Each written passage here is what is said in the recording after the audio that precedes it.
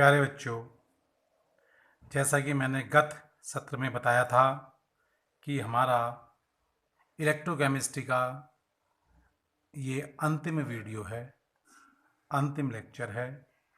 आज हम केवल दो छोटे छोटे टॉपिक ईंधन सेल और संक्षारण के बारे में डिस्कस करेंगे और इसके साथ ही चैप्टर समाप्त हो जाएगा।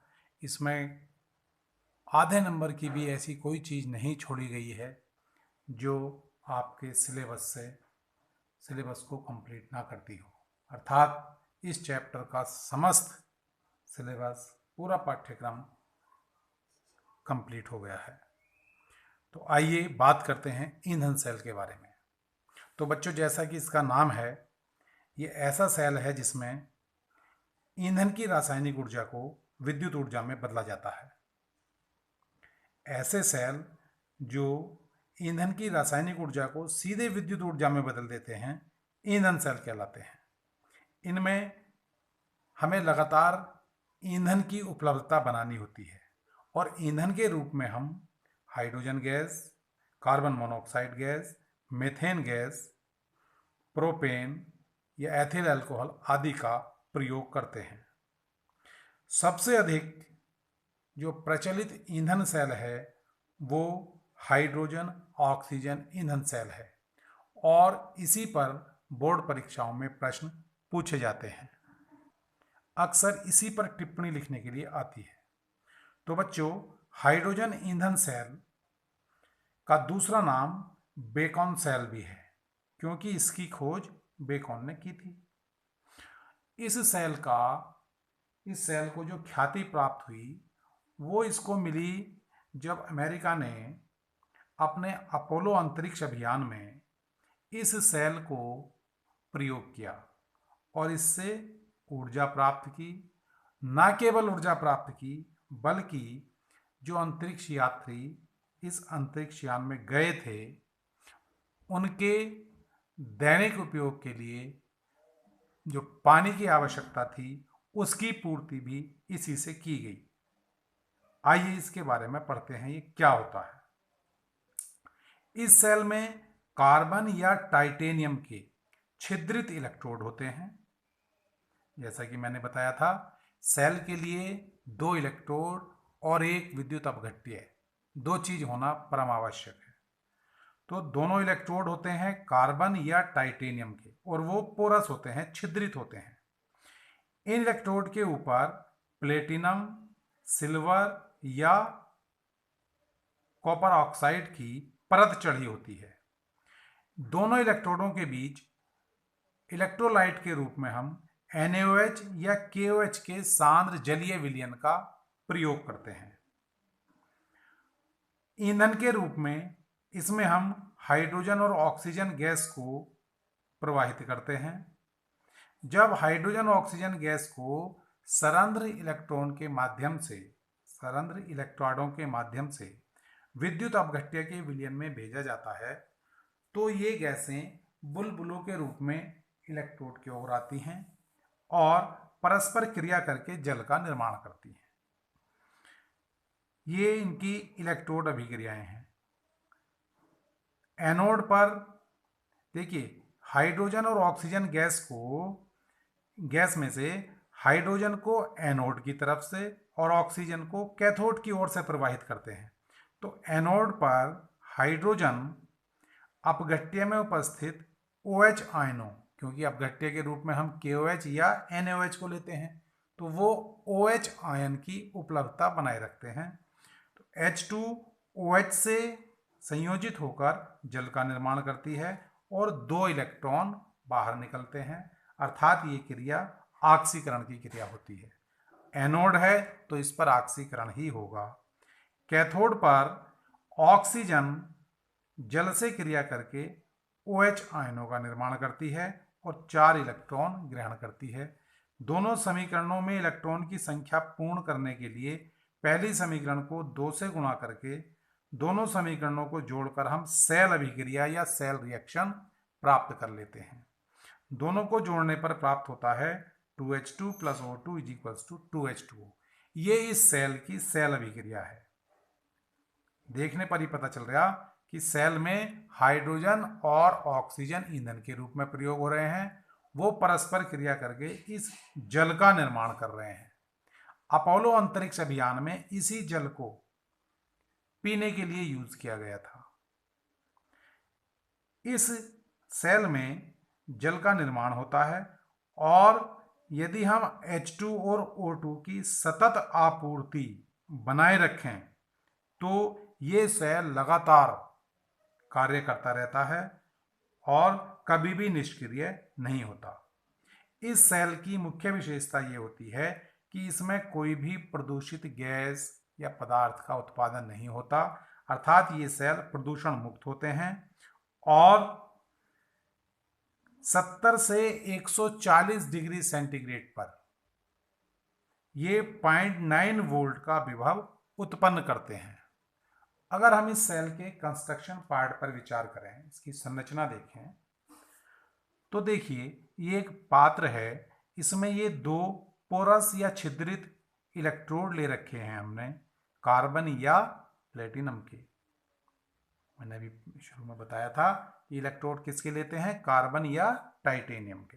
तो कार्बन या टाइटेनियम हमने यहाँ कार्बन के लिए हैं। तो ये इलेक्ट्रोड ले रखे हैं और इनके ऊपर परत जमा होती है प्लेटिनम की, सिल्वर की या कॉपर ऑक्साइड की।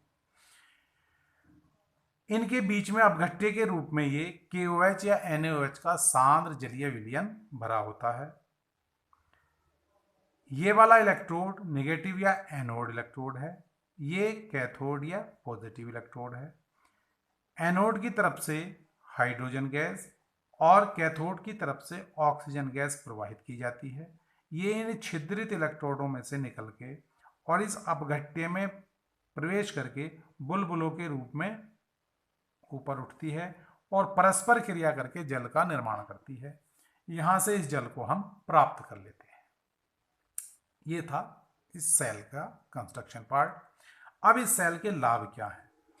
सेल का लाभ है कि इस सेल की विद्युत ऊर्जा उत्पादन की दक्षता परंपरागत विधियों से बहुत अधिक होती है। परंपरागत विधि मतलब कार्बन को जला के या जो हम थर्मल पावर स्टेशन लगाते हैं, ईंधन जला के जो ऊर्जा प्राप्त करते हैं, उसकी अपेक्षा इनकी दक्षता बहुत अधिक होती है। परंपरागत विधियों की दक्षता केवल 40% है, अर्थात जो ईंधन हम यूज कर रहे हैं उससे प्राप्त होने वाली ऊर्जा का 40% ही हमें प्राप्त हो पाता है। जबकि इसकी दक्षता यद्यपि 100% होनी चाहिए थी, लेकिन अभी तक हम इतने पारंगत नहीं हो पाए कि पूर्ण रूप से प्राप्त कर लें।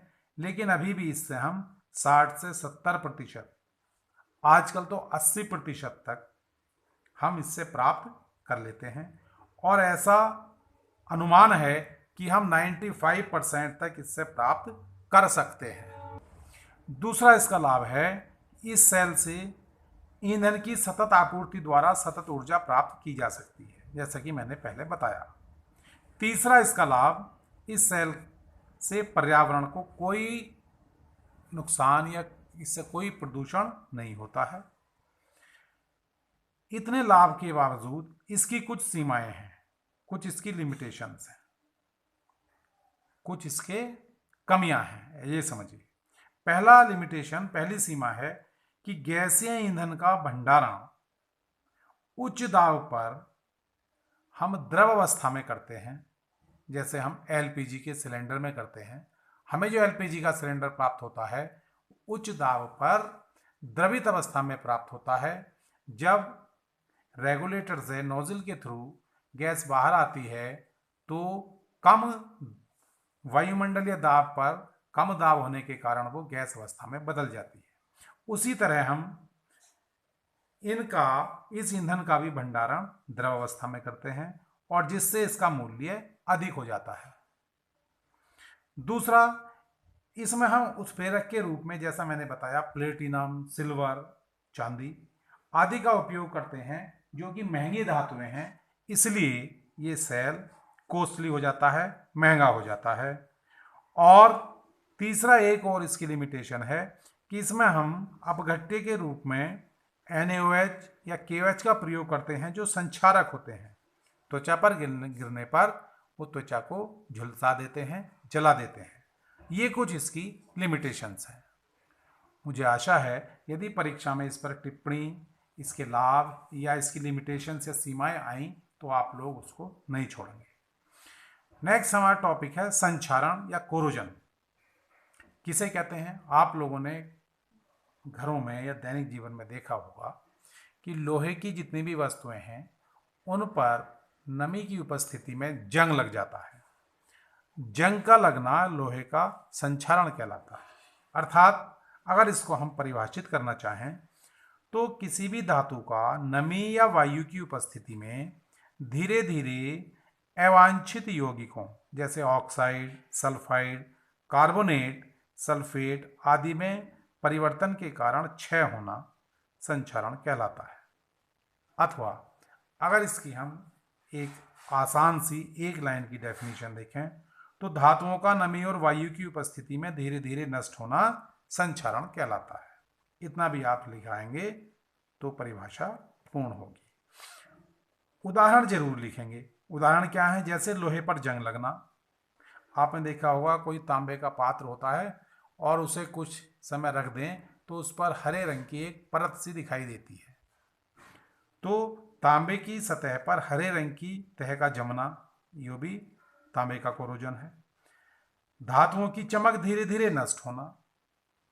इतने आभूषण होते हैं सोने या चांदी के, वो धीरे धीरे, जैसे चांदी का आभूषण है, वो काले पड़ जाते हैं। उसका कारण भी धातु का संक्षारण या कोरोजन है। अब जो ये संक्षारण है ये दो प्रकार का होता है, एक रासायनिक और दूसरा विद्युत रासायनिक। रासायनिक संक्षारण को शुष्क संक्षारण भी कहते हैं और विद्युत रासायनिक संक्षारण को नम संक्षारण का नाम से भी हम जानते हैं। तो रासायनिक संक्षारण कब होता है?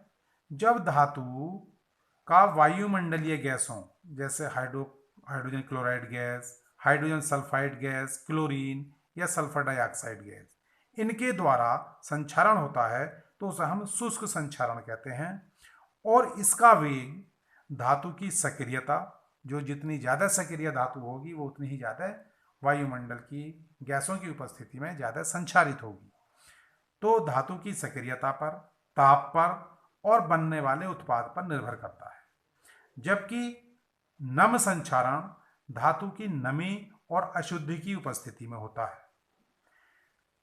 इसमें कम इलेक्ट्रोड विभव वाली धातुएं, यानी जो ज़्यादा एक्टिव धातुएं हैं, वो शीघ्रता से संक्षारित होती हैं। इसका उदाहरण है, क्योंकि मैंने बताया नमी की उपस्थिति में, तो नमी की उपस्थिति में हम सबसे अच्छा उदाहरण देखते हैं लोहे पर जंग लगना। अब चूंकि संक्षारण के टॉपिक में लोहे पर जंग लगना हमारे सिलेबस में है, इसलिए हम इसी का विस्तृत रूप से अध्ययन करेंगे। तो बच्चों, आयरन का संक्षारण या लोहे पर जंग लगना ये क्या होता है समझिए। नम वायु की उपस्थिति में, जब वायु में नमी हो, उसमें लोहे की सतह पर एक बादामी रंग की परत जमा हो जाती है और इस परत को हम कहते हैं जंग, और यह प्रक्रिया जंग लगना कहलाती है। अगर परीक्षा में आ जाए कि जंग लगने की अभिक्रिया लिखिए, तो इसको हम जंग लगने की क्रिया को इस समीकरण से प्रदर्शित कर सकते हैं। क्या होता है इसमें? जो लोहा है ठोस अवस्था में, वो वायुमंडल की ऑक्सीजन से और नमी से क्रिया करके फेरिक ऑक्साइड, सजल फेरिक ऑक्साइड या जलयोजित ferric oxide, hydrated ferric oxide बना लेता है, और इस हाइड्रेटेड फेरिक ऑक्साइड का नाम ही जंग है। ये इसकी समीकरण हो गई 4Fe + 3O2 + 2XH2O is equals to 2Fe2O3.XH2O। X variable है, इसकी कितनी भी संख्या हो सकती है, क्रिस्टलीय जल के अणुओं की संख्या कुछ भी हो सकती है। तो नम वायु की उपस्थिति में Fe की सतह पर जलयोजित फेरिक ऑक्साइड की परत जम जाती है, जो कुछ समय बाद मुलायम और पोरस या छिद्रित या सरंध्र हो जाती है और एक मोटी तह के रूप में हमें प्राप्त होती है और धीरे धीरे स्वयं ही नीचे गिरने लगती है। जब ये नीचे गिर जाती है तो लोहे की अंदर वाली सतह पर फिर यही क्रिया होती है और फिर उस पर ये मोटी परत जम जाती है, फिर गिर जाती है। ये प्रक्रिया चलती रहती है और जो लोहे की वस्तु है या लोहे धातु की आर्टिकल है कोई भी, वो नष्ट हो जाता है। ये कहलाता है लोहे का संक्षारण या जंग लगना। अब इसे हम रसायन की भाषा में कैसे समझाएंगे या कौन सा सिद्धांत है जो इसको स्पष्ट करता है? उसे कहते हैं संक्षारण का वैद्युत रासायनिक सिद्धांत। इसके अनुसार धातु का संक्षारण, ये जो क्रिया है, वो एक गैल्वेनिक सेल के समान है। अर्थात धातु का संक्षारण की क्रिया में एक गैल्वेनिक सेल का निर्माण हो जाता है। नम वायु में इसकी सतह पर जल की परत बन जाती है जिसमें वायुमंडल की गैस, मुख्यतया कार्बन डाइऑक्साइड, घुल जाती है। और जब कार्बन डाइऑक्साइड जल में घुलती है तो ये कार्बोनिक अम्ल H2CO3 बनाती है जो H प्लस और कार्बोनेट, हाइड्रोजन आयन और कार्बोनेट आयन में अपघटित हो जाता है। अर्थात जलीय परत में कार्बन डाइऑक्साइड का मिश्रण ये अपघट्य का कार्य करता है। शुद्ध धातु जो हमारी लोहे की थी और अशुद्ध धातु जो अशुद्धि के रूप में उसके ऊपर जमा हो गई है, ये दोनों इलेक्ट्रोड का कार्य करते हैं। जो शुद्ध धातु है वो एनोड और अशुद्धि कैथोड का कार्य करती है। एनोड पर हम जानते हैं ऑक्सीकरण होता है और कैथोड पर अपचयन होता है। तो ऑक्सीकरण की क्रिया में जो मूल धातु है, मूल लोहे का अणु है या परमाणु है, वो इलेक्ट्रॉन त्याग कर आयनों के रूप में, फेरस आयन के रूप में विलयन में जाने लगता है। अर्थात जब धातु को छोड़कर विलयन में चला गया, इसका मतलब उस धातु का क्षय होना शुरू हो गया, वो नष्ट होनी शुरू हो गई। तो कैथोड अभिक्रिया को एनोड अभिक्रिया को हम इस तरह दर्शाएंगे। 2Fe is equals to Fe plus plus, ferrous ion और इलेक्ट्रॉन निकल गए। एक में से 2 इलेक्ट्रॉन निकलते हैं, हमने 2 परमाणु लिए हैं तो 4 इलेक्ट्रॉन निकल गए। कैथोड पर क्या होता है? कैथोड पर हाइड्रोजन आयन, और ये हाइड्रोजन आयन कहां से मिले थे? अपघट्य से। जब कार्बोनिक अम्ल अपघटित हुआ था तो वो H आयन और कार्बोनेट आयन उसने दिए थे। तो वो वाले H आयन ऑक्सीजन को अपचयित कर देते हैं कैथोड पर और 4 इलेक्ट्रॉन ग्रहण करके जल का निर्माण होता है। इन दोनों इलेक्ट्रोड अभिक्रियाओं को जोड़ने पर हमें सेल अभिक्रिया, क्योंकि मैंने बताया कि ये जो जंग लगना है ये क्या बन जाता है? एक सेल बन जाता है, गैल्वेनिक सेल। तो जब सेल है तो सेल की अभिक्रिया होगी, और सेल अभिक्रिया हम जानते हैं कि दोनों इलेक्ट्रोडों की अभिक्रियाओं को जोड़ने पर प्राप्त होती है।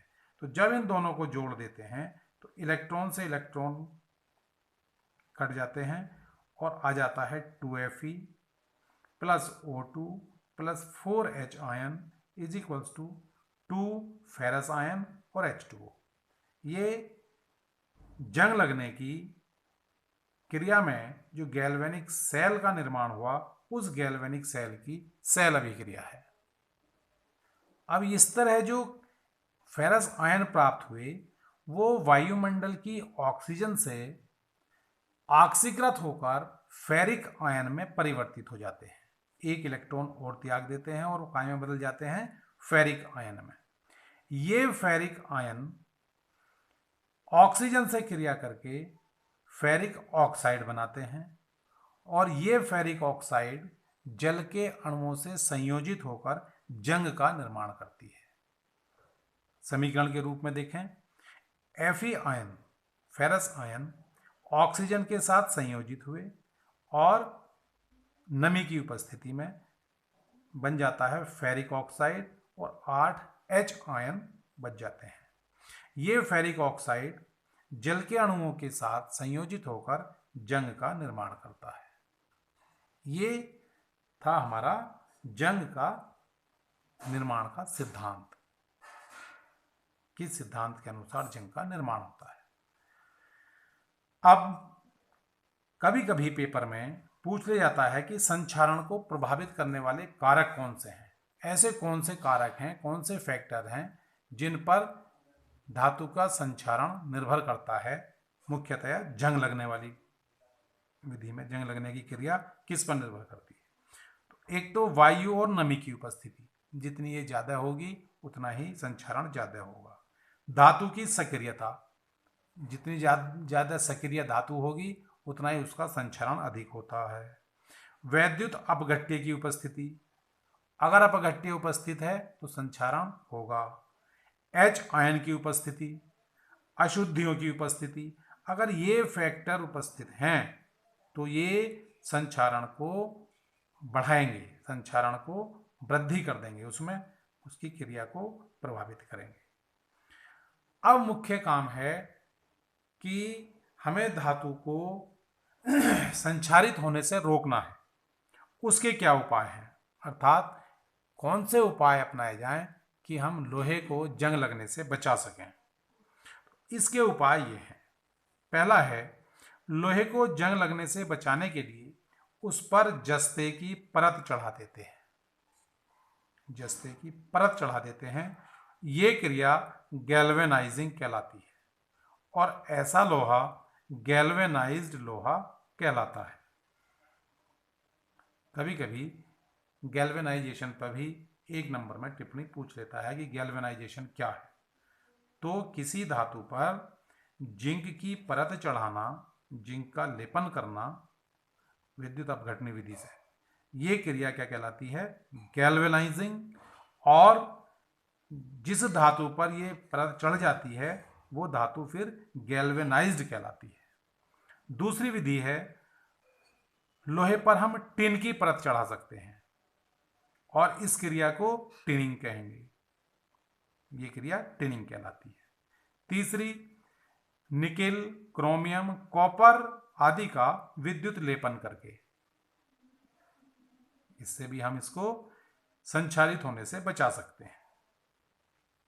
एक और है विधि कि हम लोहे को गर्म करके उस पर पानी की भाप प्रवाहित करते हैं, जिससे लोहे के ऊपर मैग्नेटिक ऑक्साइड की परत जम जाती है और ये ऑक्साइड की परत वायुमंडल की नमी या ऑक्सीजन को लोहे के पास आने से रोक देती है, जिससे उसका संक्षारण रुक जाता है।